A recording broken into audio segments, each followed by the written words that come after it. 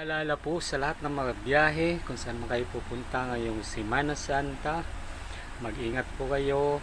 Ingatan po ninyo ang sarili. Sumakay ng maigi. Sumakay ng tamang sasakyan na hindi kayo maabala sa inyong biyahe. Ang unang-una ang mga kagamitan ninyo ay ingatan po dahil marami po ngayong mapagsamantala mga kaibigan.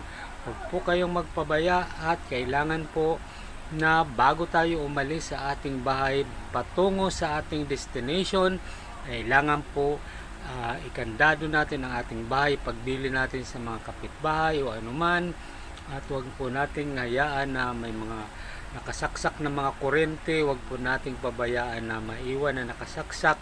Lahat po ay tanggalin upang maiwasan ang sunog, ang anumang aksidente na darating. Ingat po tayong lahat. Salamat po. Bye-bye. Ganito po.